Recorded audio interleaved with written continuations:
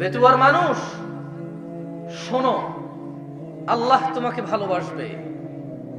তুমি পাপাচারী, পাপিষ্ঠ, তোমার ভিতরে অপরাধের অভাব নেই, নিজেকে অনেক হ্যাঁ তুচ্ছ মনে হয়, মনে হচ্ছে 60 বছর জীবনে কোনো নেকি করনি, অপরাধ করেছ। আর রবের কাছে তোমার 60 বছর কি বলো? রব তিনি যিনি তোমার পূর্বে মানুষকে 960 বছর জীবন দিয়েছে। তোমার এই 60 বছর কি? শোনো বেতুয়ার মানুষ, মহিলা ও পুরুষ, রব তিনি বলছেন এই পুরো পৃথিবীর মানুষ এবং জিন যদি একটা মাঠে একত্রিত হয়, আর প্রত্যেক জিন এবং মানুষ যদি তাদের যত চাহিদা আছে সব রবকে বলে, রব যত মানুষ আর জিন আছে সবার সব চাহিদা পূরণ করে, রবের ভান্ডার থেকে এতটুকু কমবে না যতটুকু একটা সুই সমুদ্রে ডুবিয়ে উঠে ফেললে। কি রব পেয়েছো বেতুয়ার মানুষ? ফজরে তুমি ঘুমিয়ে থাকো, তুমি মনে করো তোমার এই সুন্দর ব্যবহার, তোমার এই গোছালো চলাফেরা, তোমার এই আধিপত্য, তোমার এই বাচন ভঙ্গি, সুন্দর এই কৌশল তোমাকে মুক্তি দিবে জাহান্নাম থেকে। না, বেতুয়ার মানুষ, তোমার রব তোমাকে তা বলেনি। বেতুয়ার মানুষ শোনো, তোমার রব তোমাকে বলেছে, ইয়া আইয়ুহাল্লাযীনা আমানু, হে তোমরা যারা ঈমান এনেছো, তোমরা যারা আল্লাহকে এক বলে স্বীকার করো, আল্লাহকে অমুখে পেক্ষী মনে করো, তোমরা যারা স্বীকৃতি দিয়েছো ফেরেশতার উপর যদিও তোমরা দেখোনি, তোমরা যারা স্বীকৃতি দিয়েছো রাসূলের উপর যদিও তোমরা সাক্ষাৎ পাওনি, তোমরা যারা স্বীকৃতি দিয়েছো আসমানি কিতাবের উপর যদিও তোমরা দেখোনি, শোনো, ইয়া আইয়ুহাল্লাযীনা আমানু, তোমরা যারা ঈমান এনেছো, লা তুলহিকুম, বেতুয়ার মানুষ তোমার রব তোমাকে সতর্ক করছে। বেতুয়ার মানুষ ভেবে নাও, তোমার রব যদি তোমার বিরুদ্ধে যায় তোমাকে কে আশ্রয় দিতে পারবে? বেতুয়ার মানুষ ভাবো, এই জীবন বিলাসিতা, যতক্ষণ নিঃশ্বাস চলে ততক্ষণই রবের প্রিয় হওয়ার সম্ভাবনা থাকে। যতক্ষণ জীবিত আছো এই মস্তিষ্ক কাজ করে। বেচুয়ার মানুষ দেখো, জীবিত থাকলেও মানুষের মস্তিষ্ক কাজ করে না, ব্রেন স্টপ করে। প্যারালাইজড হওয়ার পরে মানুষ আর তার মাথার মগজ দিয়ে কিছু করতে পারে না, মানুষ নিজের শরীরটাই নিজে নাড়তে পারে না, অথচ সবই দেখে, সবই বোঝে। মানুষ যতক্ষণ তোমার এই দুহাত দুপা, তোমার এই মুখ যা আল্লাহ তোমাকে দিয়েছে, তোমাকে আল্লাহ দিয়েছে দুটি ঠোঁট ও জিহ্বা, যতক্ষণ তোমার মগজ কাজ করে, ভাবো বেতুয়ার মানুষ, তোমার রব তোমাকে একটা নিষেধ করছে। ভেবে দেখো তুমি রবের নিষেধ মেনে চলছো কিনা। তুমি বলবে, জামশেদ ভাই জেনা নিয়ে কথা বলেন, সুদ নিয়ে কথা বলেন, কথা বলেন মদ নিয়ে। আমি বলবো, কারা সুদ খায়, কারা মদ খায়, কারা জেনা করে? কোনো ভালো আল্লাহ ভীরু লোকে এটা করে না। আমি তোমাকে বলছি, আল্লাহকে ভয় পাও, তোমার রবের সতর্কবাণীকে গুরুত্ব দাও। মনে রাখবে, তোমার কোনো ওলি মুর্শিদা থাকবে না, তোমার রব তোমার হিসেব একা একা নিবে। মনে রাখবে, তোমার কোনো ওলি মুর্শিদার নাম কুরআনুল কারীমে নেই, নেই কোনো হাদিস গ্রন্থে যাদের নামে তুমি মেতে ওঠো, জীবন জীবিকা চালাচ্ছ যাদের পথে। একটু কোরআন খুলে দেখো। খুব একটা খারাপ কথা তোমাকে বলছি না, তোমাকে কোরআনুল কারীমই পড়তে বলছি। আমার পক্ষে সম্ভব নয় তোমাকে সব বলা, বুঝানো তো সম্ভবই নয়। আমার রাসূলও বুঝাতে পারেনি। কেন? তার রব বলেছে, ফাযাক্কির ইন্নামা আনতা মুযাক্কির, ও মুহাম্মদ সাল্লাল্লাহু আলাইহি ওয়াসাল্লাম উপদেশ দিন, আপনি একজন উপদেষ্টা। লাস্তা আলাইহিম বিমুসাইতির, আপনি এদের কর্ম নিয়ন্ত্রক নন। ইল্লা মান তাওয়াল্লা ওয়া কাফার, সাল্লাল্লাহু আলাইহি ওয়াসাল্লাম আপনি উপদেশ দেওয়ার পরে যে মুখ ফিরিয়ে নিল, যে আপনার উপদেশ থেকে অবাধ্য হলো, ফায়ুআযিবুহুল্লাহুল আযাবাল আকবার, আল্লাহ তাকে কঠোর দণ্ডে দণ্ডিত করবে। বেতুয়ার মানুষ, তুমি রাসূলের কথা, রাসূলের উপদেশ সাল্লাল্লাহু আলাইহি ওয়াসাল্লাম রাসূলের উপদেশ না মানলে রাসূলের কিছু যায় আসে না। আল্লাহ বলে দিয়েছে ওয়া মা আলাইকা আল্লা ইয়াযাক্কা, ও মুহাম্মদ সাল্লাল্লাহু আলাইহি ওয়াসাল্লাম এই লোকগুলো যদি কোরআন না মানে, হাদিস না মানে, 40 বছর বয়স কোরআন খুলে দেখেনি, তারা মনে করে এটা স্বাভাবিক, তারা মনে করে তারা সব জানে, তারা মনে করে তারা রব চেনে, রবের কথাই যে পড়েনি। এখন বলবে আপনি কি তাহলে সব জানেন? আরে আমি কিভাবে সব জানবো বলো, আমি তো টুকটাক পড়ি, কিছুই জানি না তেমন। যা জানি তুমি নিয়ে এসেছো কথা বলার জন্য, নিজে জানি তাই বলে যাব। আমি তোমাকে বলছি তোমার রবকে তুমি চেনো কিভাবে? কিভাবে তোমার রবকে চেনো বেতুয়ার মানুষ? রবের পরিচয় কি রব দিবে নাকি কোনো মানুষ? রব দিবে, আর তিনি ওনার পরিচয় দিয়েছে কোরআনুল কারীমে। তুমি যেটা পড়ে দেখোনি, যা তুমি ধারোনি, যা তোমার মাদ্রাসাগুলোতে পড়ানো হয় কিন্তু অর্থ সহকারে নয়, যা তুমি অনগরল বলতে থাকো নিজেই বোঝো না, তুমি নিজেই কোরআনের আয়াত পড়ে কোরআনের আয়াতের বিরুদ্ধে ফতোয়া দাও। আমি বলছি না আমি সব সঠিক বলছি, তবে আমি এটা তো ঠিক বলছি যে তুমি কোরআন পড়তে জানো না। তুমি রব কিভাবে চেনো বেতুয়ার মানুষ? 60 বছরের জীবনকে প্রাধান্য দিয়ে নষ্ট করছো অনন্ত জীবন। লা ইয়ামুতুনা ফিহা ওয়ালা ইয়াহইয়া। শোনো, জান্নাতে গেলেই মানুষ মরবে না এমনটা নয়, জাহান্নামেও মানুষ মরবে না। তুমি বুঝতে পারছো না এই পৃথিবী তোমার জন্য কত সুবর্ণ সুযোগ, এটা কত বড় অপরচুনিটি। তোমাকে যেটা বলছিলাম, সতর্ক হও বেতিবার মানুষ। রব বলছে লা তুলহিকুম আমওয়ালুকুম ওয়ালা আওলাদুকুম আন যিকরিল্লাহ। মানুষ তোমরা যারা ঈমান এনেছো, যারা রবকে সাক্ষ্য দিয়েছো, তোমাদের রব তোমাদেরকে সতর্ক করছে লা তুলহিকুম আমওয়ালুকুম ওয়ালা আওলাদুকুম আন যিকরিল্লাহ। তোমরা তোমাদের ছেলে সন্তান সন্ততি ধন সম্পদের মোহে পড়ে রবের স্মরণকে ভুলে যেও না। আচ্ছা, রব তোমাকে নিষেধ করেছে সন্তান সন্ততি আর অর্থ সম্পদের মোহে পড়ে, লোভে পড়ে, লালসায় পড়ে রবকে না ভুলতে। ধরে নাও তুমি রবকে ভুলে গেলে। তোমার রবকে ভুলা তোমার কোরআন না জানা, তোমার রবকে ভুলা তুমি তোমার রাসূলের হাদিসগুলোকে গুরুত্ব না দেওয়া, তোমার রবকে ভুলা তোমার মসজিদের অনুপস্থিতি, তোমার রবকে ভুলা তোমার পায়ের নিচে টাকনুর নিচে কাপড়টা বলে, তোমার রবকে ভুলা তোমার দাড়ি শেভ করাকে বলে, তোমার রবকে ভুলা তোমার উত্তেজনা আর উশৃঙ্খলতাকে বলে, তোমার রবকে ভুলা তোমার যাকাত ফাঁকি দেওয়াকে বলে, তোমার রবকে ভুলা তোমার ঘরের স্ত্রীর উপর নির্যাতনা জুলুমকে বলে, তোমার রবকে ভুলা তোমার বাবা মায়ের অবাধ্য হওয়াকে বলে, তোমার রবকে ভুলা মসজিদ ছাড়া অন্য ঘরকে আলোকিত করাকে বলে। মোমবাতি আগরবাতি কত বাতি দিয়ে তুমি কত ঘর সাজাও, আল্লাহর ঘর মসজিদ ফজরে এভাবেই খালি পড়ে থাকে।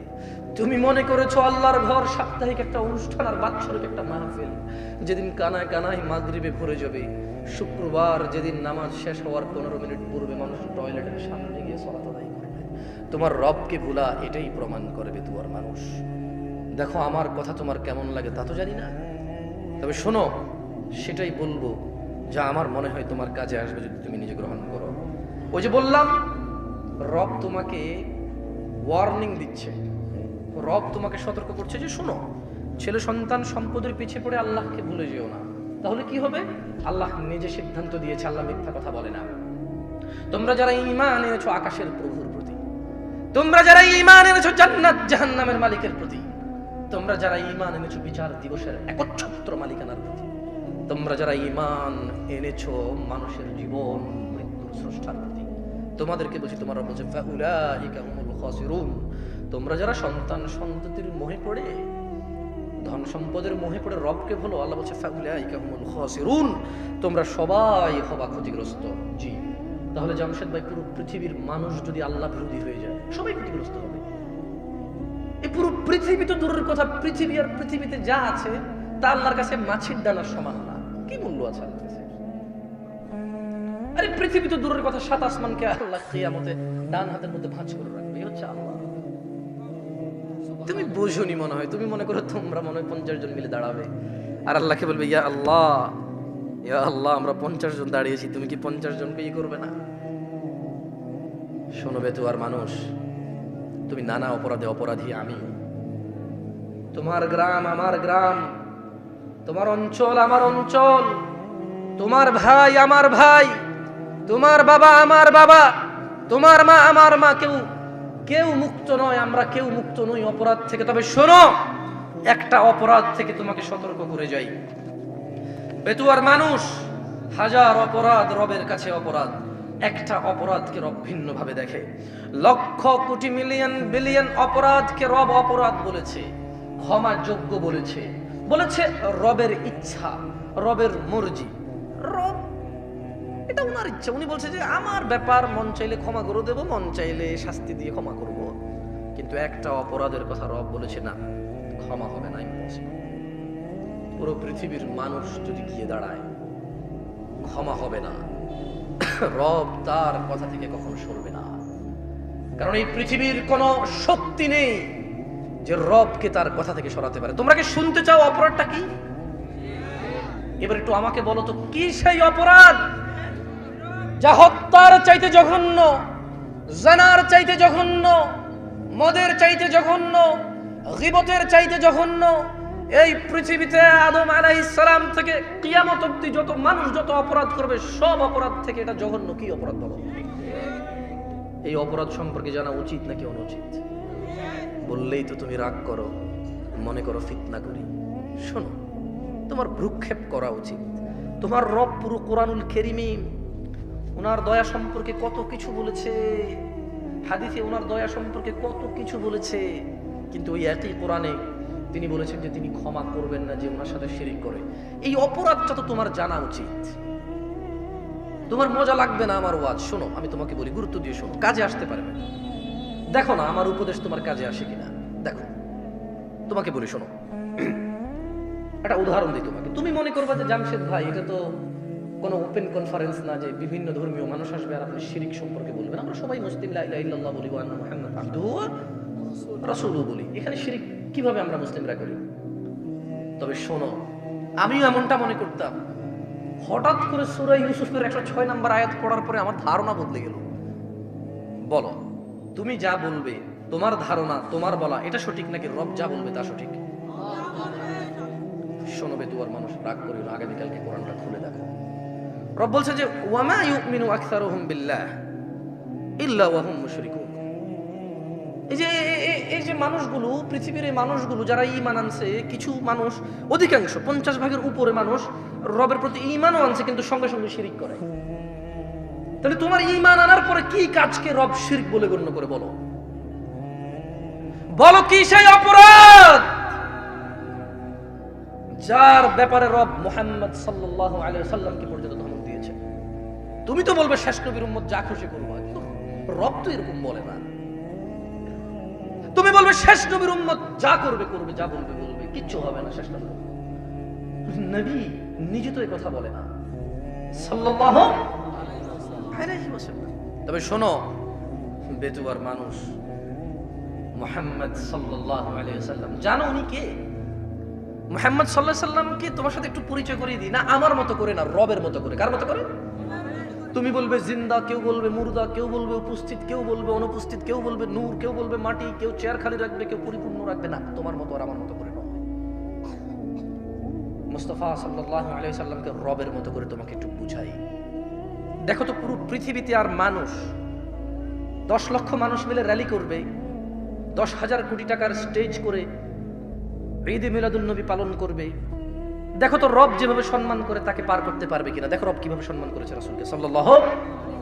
দেখো মুস্তাফা সাল্লাল্লাহু আলাইহি ওয়াসাল্লাম সম্পর্কে রব বলছে, মুহাম্মদ সাল্লাল্লাহু আলাইহি ওয়াসাল্লাম একটা কাজ করে। আচ্ছা, এই কথাগুলো আমি বলি, এভাবে কোরআনে বলে না, ঠিক আছে? এটা কথা বলার ডায়লগ, ওকে? আমি সেটাই কোরআনের কথা যেটা আমি কোরআন পড়ি ট্রান্সলেশন করি, ওকে? এটা একটা কথা বলার ধরন। আচ্ছা, মুহাম্মদ সাল্লাল্লাহু আলাইহি ওয়াসাল্লামকে আল্লাহ সুবহানাহু ওয়া তাআলা বলছে, কে বলছে? কার রব? আল্লাহ। কার রব? সবার, যিনি প্রতিপালন করে সবকিছুকে, যিনি পালন। লা ইলাহা ইল্লাল্লাহ। শুনুন, বলছে যে কুল, মুহাম্মদ সাল্লাল্লাহু আলাইহি ওয়াসাল্লাম বলুন, আপনার সামনে যে মানুষগুলো আছে, আপনার যে উম্মতরা, এদেরকে বলুন ইন কুনতুম তুহিব্বুনাল্লাহ, হে মানুষ শোনো, মহিলা এবং পুরুষ শোনো, তুমি কি তোমার রবকে ভালোবাসো? আমরা কি ভালোবাসি? ভালোবাসি। তাহলে শুনুন কিভাবে ভালোবাসতে হবে রবের। এখানে রব মুহাম্মদ সাল্লাল্লাহু আলাইহি সাল্লামকে কি মর্যাদা দিয়েছে দেখুন তো। পুরো পৃথিবীর মানুষ মিলে একটা টেকনিক, একটা ক্যাটাগরি, একটা ক্রাইটেরিয়া, একটা কিছু তৈরি করে এত সম্মান দিতে পারবে কিনা? পারবে না, কারণ মানুষের সেই ক্ষমতাই নেই। মানুষের কি নাই?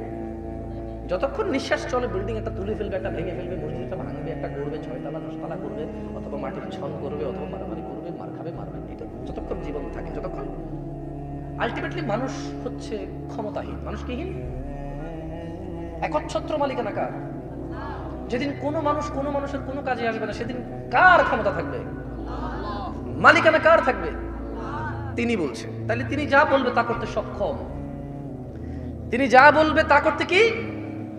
শোনো বেতুয়ার মানুষ, রব তোমাকে বলছে কুল ইন কুনতুম তুহিব্বুনাল্লাহ, ও মুহাম্মদ সাল্লাল্লাহু আলাইহি ওয়াসাল্লাম এদেরকে বলে দিন তোমরা কি আল্লাহকে ভালোবাসো? তোমরা কি আল্লাহকে ভালোবাসতে চাও?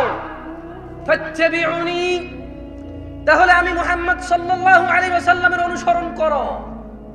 যে হাতে খাই সে হাতে খাও, যে পায়ে মসজিদে যাই সে পায়ে যাও, যা রবের ইবাদত বলি তাই ইবাদত মনে করো। যখন ঘুমানোর অনুমতি আছে তখন ঘুমানোকে অবৈধ মনে করো না। যখন স্ত্রী সহবাস করার অনুমতি আছে এটাকে অবৈধ মনে করো না। যখন আল্লাহ কোনো অকল্যাণের ঘোষণা দেয়নি কাউকে অকল্যাণ মনে করো না। যখন রব ছাড়া কেউ সুস্থতা দাতা নাই, সন্তান দাতা নাই, রিজিক দাতা নাই, হায়াত এবং মৃত্যু দাতা নাই, অন্য কাউকে এটা মনে করবে না।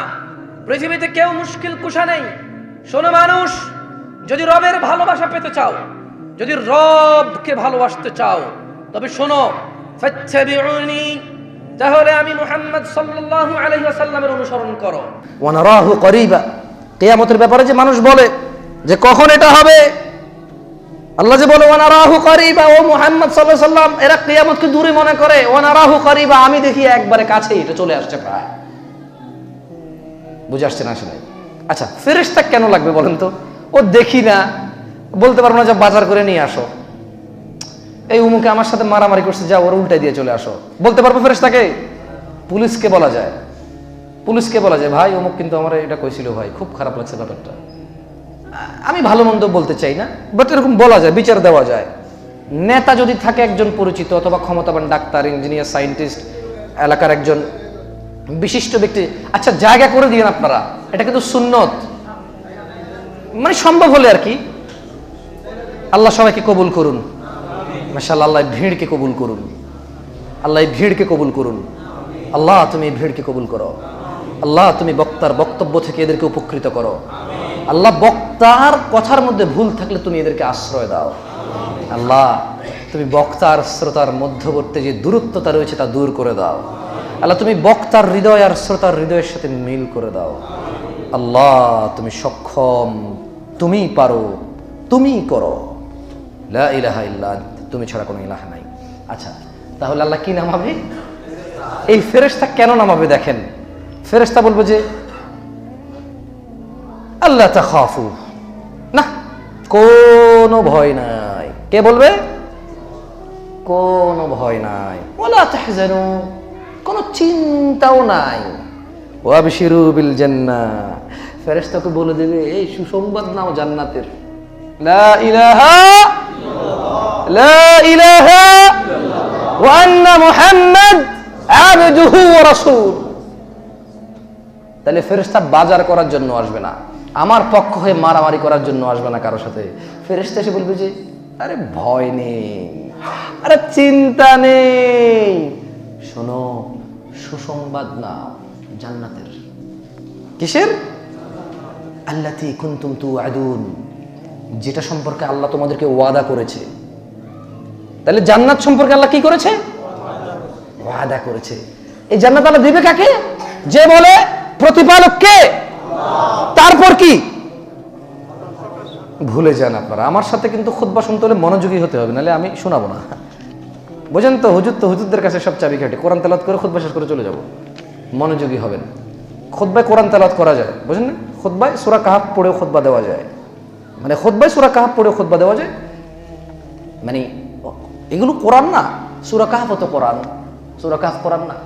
এভাবে কোরআন তেলাওয়াত করে আমি তো এতক্ষণ থেকে চেষ্টা করেছি আয়াত পড়ে খুতবা দেওয়ার, এবং কিছু বাংলা কথা বলেছি যেগুলো উদাহরণ বা উদ্ধৃতি। আমার কথাবার্তার মধ্যে হয়তো অনেকে দলিল কম খুঁজে পান, কি করব বলেন? একটা আয়াত পড়ার পরে আমি অত বেশি জ্ঞানী না, একটা আয়াত পড়ার পরে মানে এটা থেকেই বেরোতে পারি না, কেন জানি আটকায় যাই। আচ্ছা আপনি বলেন তো, একটু চোখ বন্ধ করুন, সবাই ভাবেন ইন্নাল্লাযীনা ক্বালু রাব্বুনাল্লাহ, যারা বলবে আমার প্রতিপালক আল্লাহ, সুম্মা ইসতাকামু, অতঃপর অটল থাকবে, তাতানাজ্জালু আলাইহিমুল মালাইকা আল্লা তাখাফু ওয়া লা তাহজানু ওয়া আবশিরু বিল জান্নাতিল্লাতী কুনতুম তুআদুন। যারা বলে আমাদের রব আল্লাহ, অতঃপর অবিচল থাকে, তাদের কাছে নাজিল হয় ফেরেশতা এই বলে যে তোমরা ভীত হইও না, চিন্তিত হইও না, এবং তোমাদেরকে যে জান্নাতের প্রতিশ্রুতি দেওয়া হয়েছিল তার জন্য আনন্দিত হও। চোখ বন্ধ করে একটু ভাবুন তো, এটা বের হওয়া সম্ভব? বের হওয়া যায় এই আয়াত থেকে? কত তৃপ্তি লাগে ভাবলেই যে ব্যাস, আল্লাহ ছাড়া রিজিক দাতা নেই, আল্লাহ ছাড়া সুস্থতা দাতা নেই। এখানে কিছু ঝোলালে সুস্থ হয়ে যাব, ভুল কথা। আল্লাহ যদি কাউকে পাগল করে দেয়, আল্লাহ যদি কাউকে মাতাল করে দেয়, কোন মুসিবত দিয়ে ওকে পরীক্ষা করতে চায়, এই তাবিজ কি জিন ঠেকাবে? এই তাবিজ কি মুশকিল ঠেকাবে? এই তাবিজ তো বেয়াদবি কোরআনের সাথে। রাগ করিয়েন না আপনারা, বলবেন যে জামশেদ ভাই এতক্ষণ একটা ঠান্ডা কথা বলছেন, খুব দারুণ লাগছে। সেই দেখেন, আমি কি তাবিজকে এখনো খারাপ বলেছি? আমি বলেছি বেয়াদবি। তা আমাকে বলতে দিলে আমি বলবো, কোরআনুল কারীম কি পড়ার জন্য এসেছে না ঝুলার জন্য এসেছে? কোরআনুল কারীম পড়ে জীবন চলবে নাকি কোরআনুল কারীম তাবিজে ঢুকে ঝুলবে? আচ্ছা, কোরআনুল কারীম এখানে রাখা আছে, উপরে রাখা আছে, এতে কি কোনো অসুবিধা আছে? তাহলে ঝুললে কি কোনো অসুবিধা ছিল? দেখেন, রাসূল সাল্লাল্লাহু আলাইহি ওয়াসাল্লাম তো বলেছে মান তাআল্লাকা তামিমা ফাকাদ আশরাকা, যে তাবিজ ঝুলানো সে শিরিক করলো। এটা না হয় বুঝলাম, ঠিক আছে, আপনার এটা খারাপ লাগে শুনতে, আপনার এটা কি লাগে? তো আমি এটাকে, এটা হাদিস, আমি তো অস্বীকার করতে পারি না। এটাই আমার আকীদা, এটাই আমার আকীদা যে কোরআন মানুষ পড়বে, সে অনুযায়ী চলবে, আল্লাহ শিফা দেবে, আল্লাহ রক্ষা করবে, আল্লাহ জান্নাত দেবে ইনশাআল্লাহ। আচ্ছা, তাহলে আপনি যেহেতু রাগ করেন, আপনি বলেন যে খারাপ কি দিছে? কুফরি কিছু তো লেখে নাই, সূরা রহমান লিখছে, সূরা ইয়াসিন লিখছে, খারাপ কি? তাহলে আমরা হাদিসটাকে তো অস্বীকার করতে পারি না, এটা তো হাদিস। তাহলে ঠিক আছে, আমরা এটাকে একটু এক সাইডে রাখলাম। কোথায় রাখলাম? তর্কের খাতিরে। কিসের খাতিরে? কালকে আবার পোস্ট দিন না জামশেদ ভাই হলুদ সব কথা বলে, এভাবে দিয়েন না আপনারা, বুঝে শুনে কথা বলবেন। ও তো বুঝতেছে না, ও হাদিস বোঝে না, ও মানতে নারাজ। ওর কথা হলো 40 বছর খতিব খুতবা দেয়, 50 বছর বুখারী পড়ায়, তাবিজ লেখে, উনি কি না জেনে লেখে? তো ওর তো একটা লজিক আছে, ওর তো একটা যুক্তি আছে। তা আমি বললাম ও তো হাদিস বোঝে না। তো ওকে একটু বলি, আচ্ছা শোনো, কোরআনুল কারীম কি ওযু ছাড়া ধরা যায়? ওযু ছাড়া কি ধরা যায়? ধরা যায় না, পড়া যায় কিন্তু ধরা